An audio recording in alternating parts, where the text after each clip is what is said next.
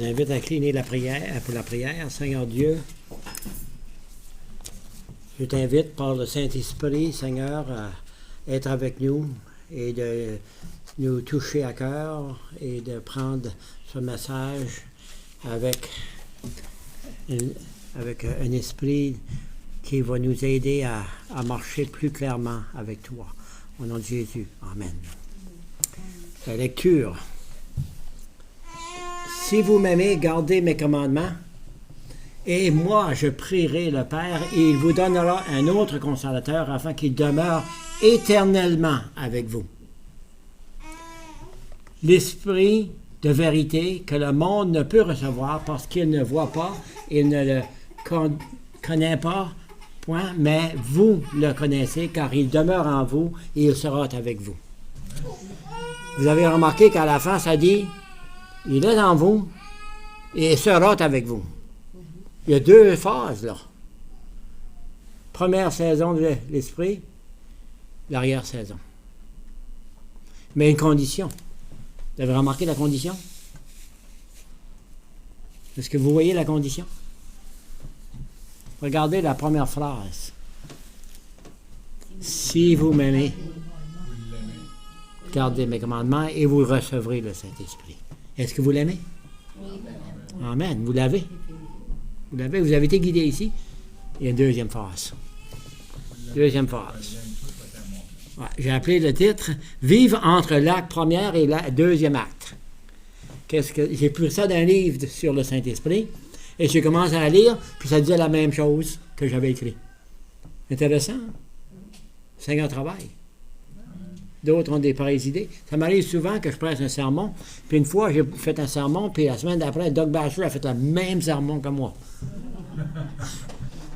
Ça, c'est étrange, hein? Mais ça ne m'arrive pas souvent. Le Seigneur est bon. Lorsqu'on étudie le Saint-Esprit, on commence à s'apercevoir que le Saint-Esprit n'est pas donné à une église qui reste assise à rien faire. Hein? Ça vient lorsqu'on travaille. Lorsqu'on travaille, le Saint-Esprit est là pour nous aider. Et aussi longtemps qu'on fait ça, on recevra l'arrière-saison du Saint-Esprit. Parce que Dieu donne le Saint-Esprit à ceux qui le servent.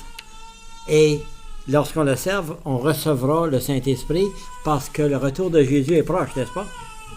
Vous avez appris des choses, hein? La chicane entre le pape et le président des États-Unis, ça c'est un peu étrange, hein? On ne s'attendait jamais à voir des choses comme ça, hein? Des choses qui arrivent, hein? Puis, ils veulent amener la loi du dimanche. Dernièrement, ils ont amené une loi pour le sabbat, une journée de sabbat. Mais qu'est-ce que les chrétiens disent? Ils disent, nous autres, on va avoir un jour de dimanche. Puis ça va amener plus qu'un jour. Hein? Donc, les choses s'en viennent. Dans un livre appelé « Conseil aux pasteurs et pour les ouvriers bibliques », est-ce que vous êtes impliqués là-dedans, vous autres? Conseil pour les pasteurs et les ouvriers bibliques? Ça implique chacun, hein? La page 300, ça c'est en anglais, je traduis de l'anglais, là. Page 392, ça dit « L'œuvre officielle du Saint-Esprit, la troisième personne de la divinité, est clairement spécifiée par notre Sauveur. Quand il sera venu, qu'il convaincra le monde en ce qui concerne le péché. La pluie de la première saison fait son travail parce qu'on s'approche du retour de Jésus. Et avec le retour de Jésus, la pluie de l'arrière-saison va descendre sur ceux qui travaillent. Faisons notre travail et la pluie de l'arrière-saison tombera sur nous. Le Seigneur est bon. On fait un pas en avant, des fois un pas en arrière, mais continuons à travailler quand même. Marie avait commencé quelque chose avec une madame, puis un couple de jours après, elle dit, je vais arrêter ça, puis je vais aller à mon église parce qu'ils font une étude biblique. Mais le Seigneur est bon, il va reprendre le travail, n'est-ce pas? Un pas en arrière, un pas en avant. On continue à travailler. Donc, la pluie de l'arrière-saison, même livre, page 506, ça dit « Comme la pluie est donnée pour faire germer la semence, et ensuite la prépare pour la récolte, de même, le Saint-Esprit est donné pour nous porter à chaque étape dans notre croissance. Et la pluie de l'arrière-saison prépare le fruit de la récolte par le fruit du Saint-Esprit qui est déversé sur nous et sur eux. Donc, avec le retour de Jésus, chacun et chacune de nous doit se préparer pour le retour de Jésus en priant pour le fruit de l'Esprit en nous, l'amour, la paix, la joie, ces choses, pour que les gens puissent voir le caractère de Jésus en nous.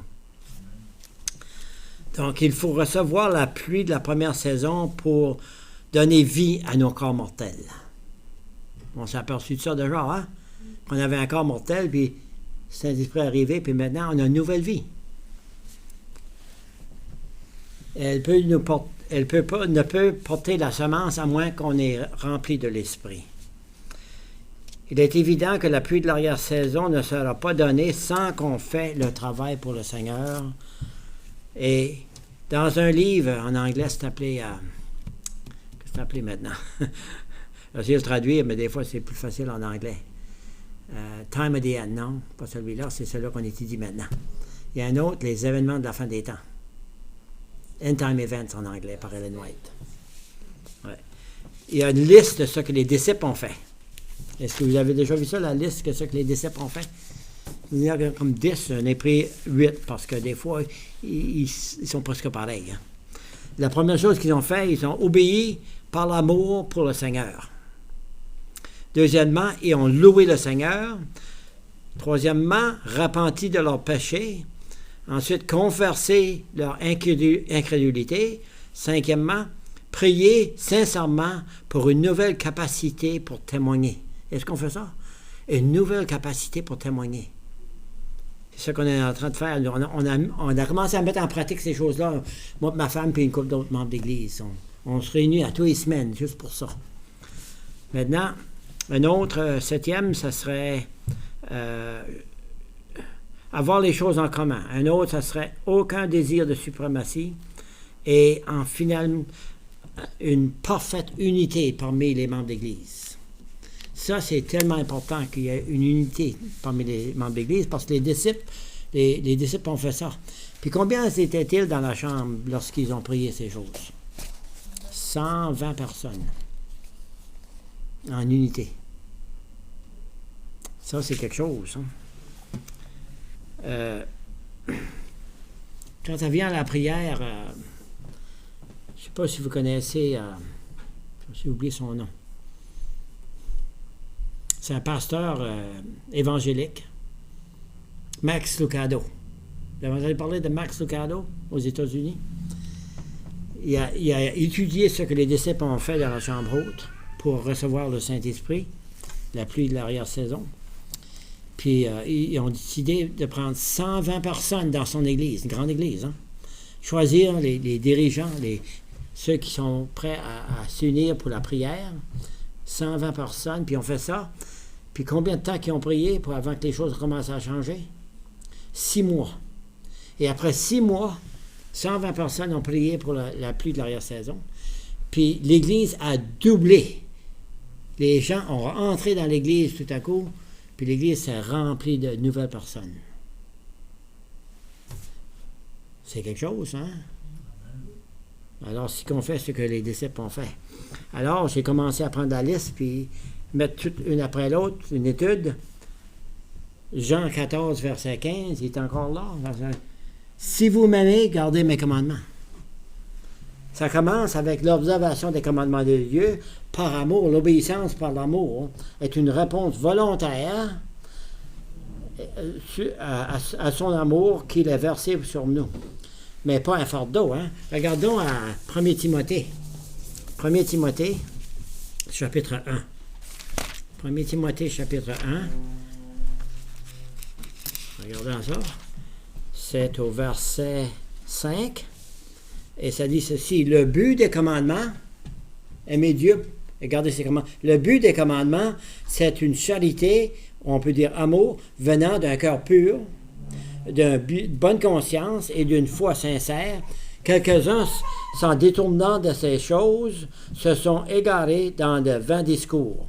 Ils veulent être docteurs de la loi et ne comprennent ni ce qu'ils disent, ni ce qu'ils affirment. Nous ignorons pas que la loi est bonne pourvu qu'on en fasse un usage légitime. Bien présenter la loi, et ça le dit bien là, si vous m'aimez. Maintenant, le but de la loi, c'est d'aimer Dieu. D'aimer l'un les autres, aimer Dieu et de s'aimer l'un les autres. Et nos prochains. Alors, c'est bien clair. Le salut ne vient pas par amour, ne vient pas par un amour qui nous mène, j'ai mis ça, j'ai mis un mot pas, là, c'était par, à la place de pas. Il nous vient par l'amour qui nous mène naturellement à une transformation de nos pensées et de notre esprit, de cœur. Honorer Dieu, mettre confiance en lui, désirer de lui plaire, ça vient tous de Dieu qui met ça dans nos cœurs, pas de nous-mêmes. Alors, 1 Jean 5, verset 3, nous dit la même chose. Regardons. 1 Jean, chapitre 5. C'est pas loin de l'Apocalypse, mais c'est des petits livres qui sont difficiles à trouver des fois. Hein? C'est les petits livres qui sont les plus difficiles à trouver dans le Premier Testament et l'Ancien Testament et le Nouveau Testament. Chapitre 5, verset 3. Ça dit, « Car l'amour de Dieu consiste à quoi? À garder ses commandements. Et ses commandements ne sont pas quoi? Pénibles. » Alors, c'est pas un fardeau que Dieu veut placer sur nous. Quand on a commencé dans l'Église, nous autres, on avait été placés à fardeau sur nos épaules de garder les commandements. Est-ce que ça vous est arrivé, ça? Ça a commencé avec un fardeau. Mais on a appris plus tard que c'est une réponse d'amour. Ça prend que ça soit une réponse d'amour. Ésaïe 40 maintenant. Quand ça vient à qu'est-ce que les disciples ont fait, ils ont passé du temps. Jésus a dit, prenez le temps de prier et le Saint-Esprit viendra. Donc, Ésaïe 40. Je cherche Ésaïe 40 maintenant. Voilà. Ésaïe 40, et c'est le verset 31, le dernier verset de chapitre 40.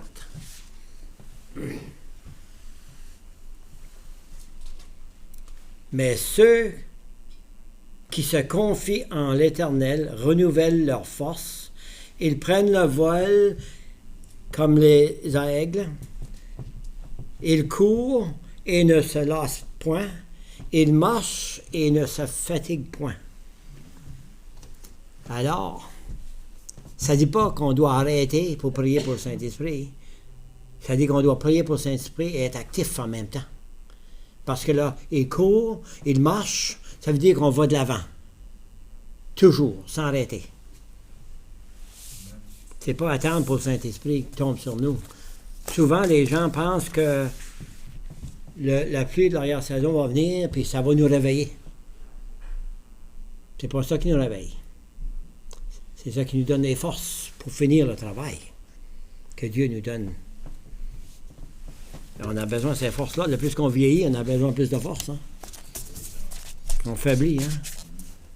Je m'aperçois chaque année, je viens plus faible. Ça arrive. Donc, que ça veut dire? Ça veut dire de nouvelles forces qui nous apportent à une nouvelle croissance spirituelle, de maturité. On a besoin d'avoir une maturité qui nous met prêts à être dirigés et actifs. Hébreux 13, je veux dire. Hébreux 13. Nous allons à Hébreux 13 maintenant. On va à une nouvelle phase là, dans la croissance spirituelle. Hébreux, chapitre 13.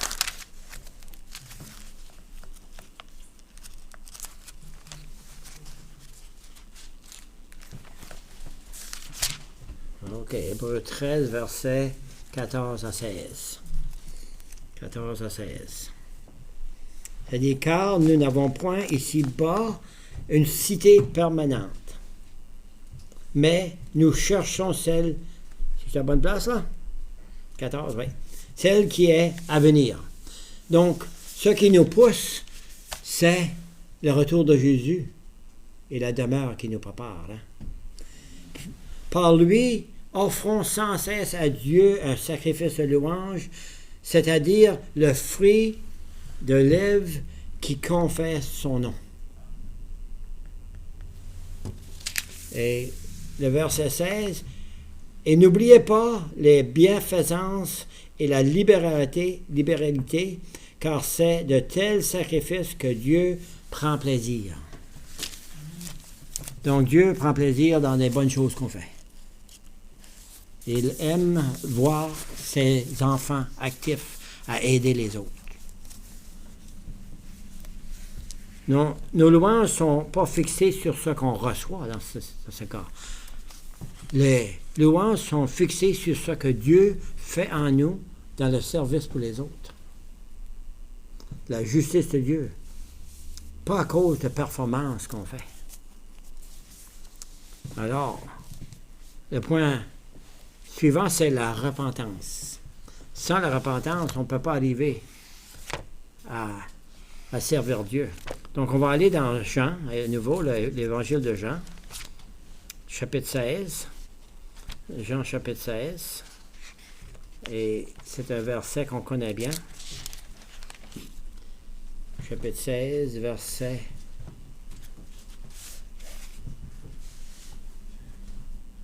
J'ai perdu ma place. Verset 8, voilà.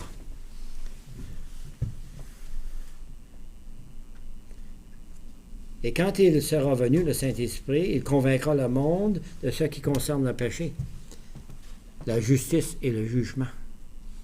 Est-ce qu'on met ça dans nos prières? Convainc-nous de nos péchés, de sa justice, son jugement. J'ai ça dans mon livre de prière. La réconciliation, c'est ça qui apporte la repentance. Réconciliation entre l'un et l'autre, mais premièrement avec Dieu. Car si on a un péché, hein, puis on ne demande pas pardon, on n'est pas réconcilié avec Dieu. Ça apporte une nouvelle compréhension à propos du péché aussi. La repentance nous révèle qu'est-ce que le péché et qu'est-ce que ça fait au cœur de Dieu. Le péché affecte nos relations personnelles, nos relations avec Dieu. C'est pour notre bien que Dieu nous apporte par le Saint-Esprit à la repentance.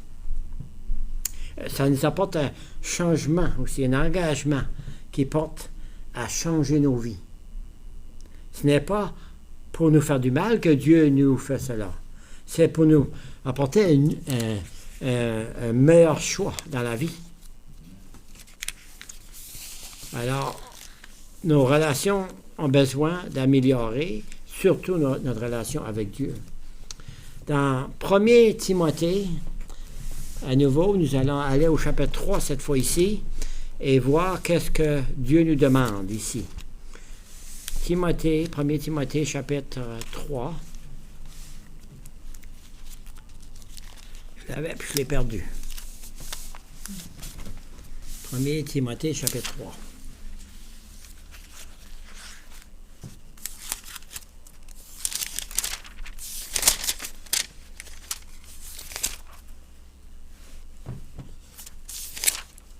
OK. Nous allons voir ici certains indices qui nous aident à voir ces choses. C'est les versets 14 à 16. Et Paul écrit à Timothée et dit « Je t'écris ces choses avec espérance d'aller bientôt vers toi. Mais afin que tu saches si je tarde comment il faut se conduire dans la maison de Dieu. » Est-ce qu'on sait comment se conduire dans la maison de Dieu? Et je vous charge de faire une étude sur ce sujet. J'ai fait des études, c'est pas à moi de vous dire comment vous conduire dans l'Église, mais c'est à Dieu de vous faire comprendre. Qui est l'Église du Dieu vivant, la colonne et l'appui de la vérité. Savez-vous que l'Église est la porte au ciel? Saviez-vous ça? Ici, c'est la porte du ciel. Ellen White le dit bien clair. L'Église est la porte du ciel. Et sans contredit, le mystère de la piété est grand, celui qui a été manifesté. Oh, j'ai sauté une page. Ils sont collés.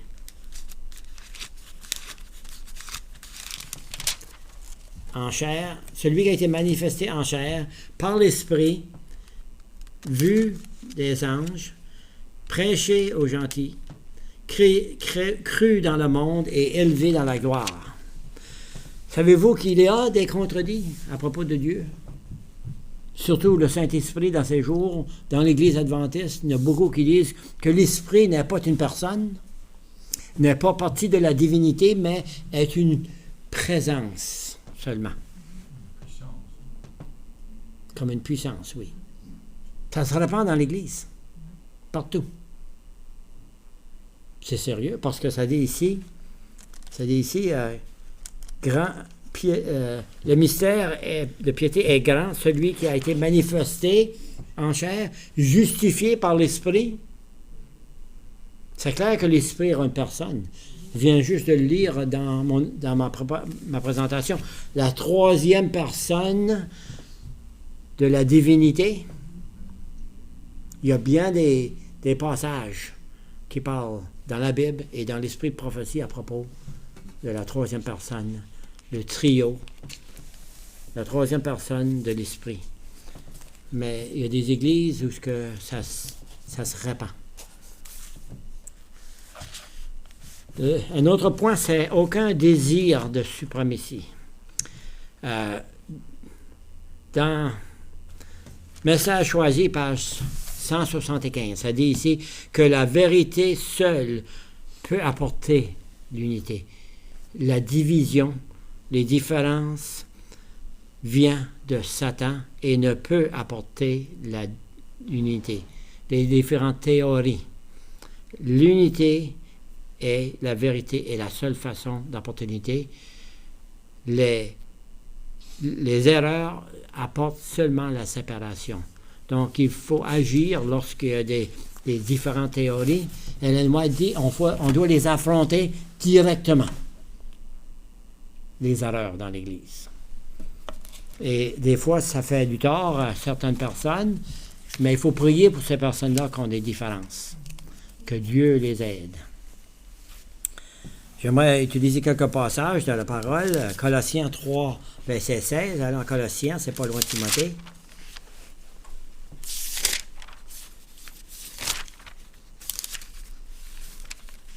Colossiens 3, verset 16. Ça dit ici que la parole de Christ habite parmi vous abondamment. Instruez-vous, exhortez-vous les uns les autres en toute sagesse, par des psaumes, par des hymnes, par des cantiques spirituels, chantant à Dieu dans vos cœurs sous l'inspiration de la grâce. Donc, que devons-nous faire? C'est exhorter les uns les autres avec des instructions selon la parole de Dieu. Pas selon des erreurs qui est enseignée parfois. L'Évangile de Jean, chapitre 14, verset 6. Jean 14, verset 6. Des fois, ma Bible tombe juste à la page parce que je tourne ma Bible à une certaine place pour préparer pour un sermon, puis c'est là que ça tombe automatiquement. Pas tout le temps, mais parfois. Jean 14, verset 6.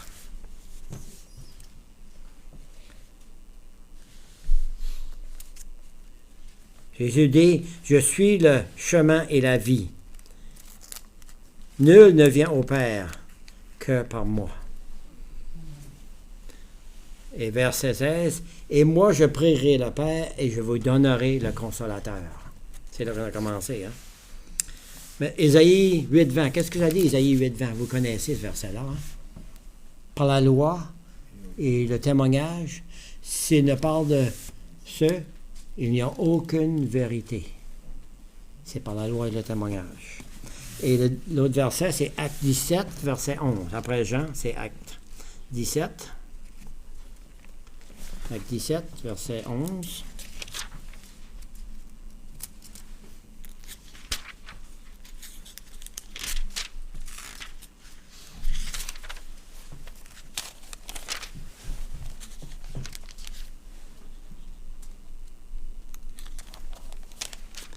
C'est le verset 11.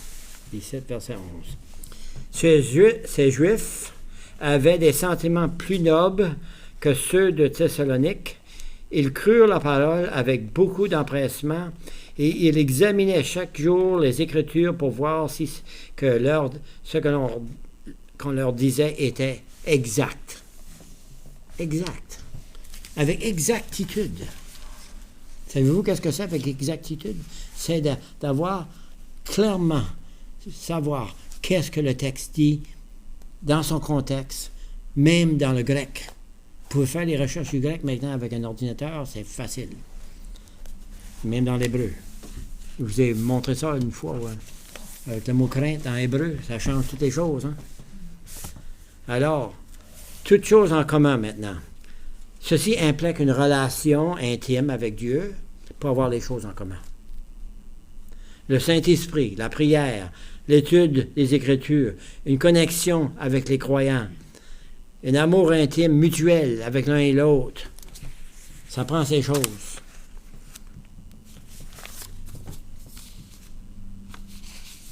Maintenant, obéir à Dieu et partager avec l'un les autres une vie spirituelle, marcher dans la même lumière.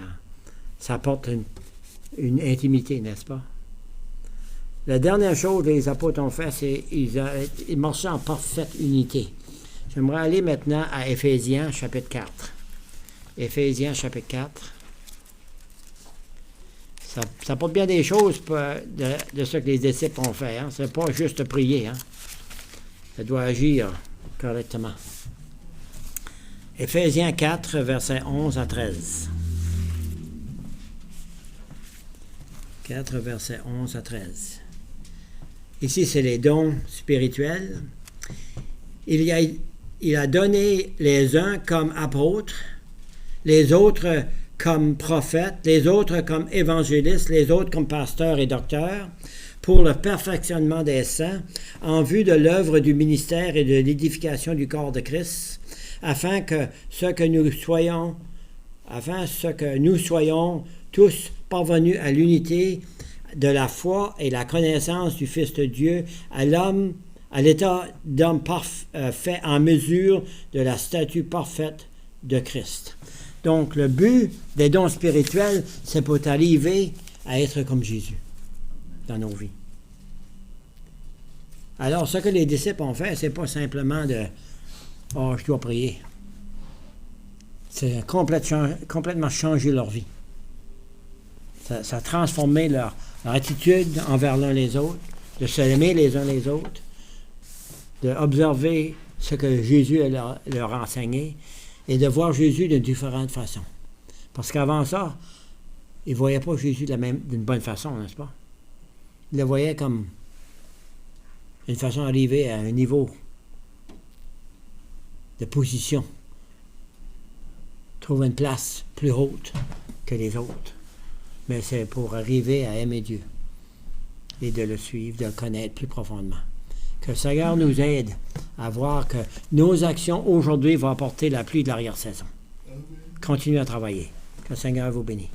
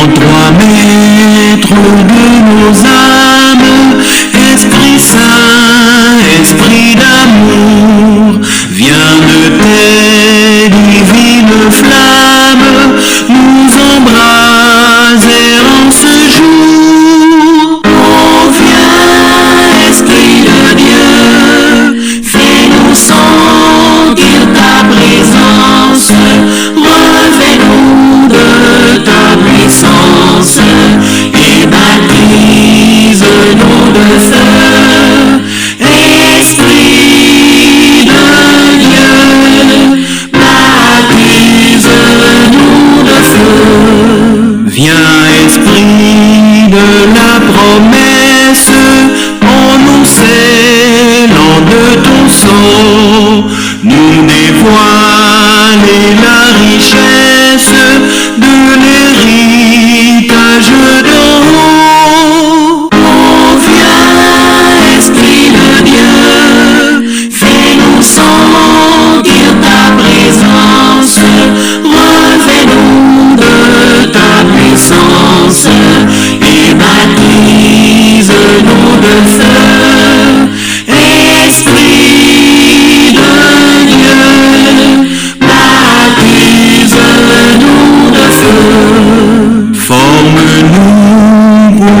C'est nos vies.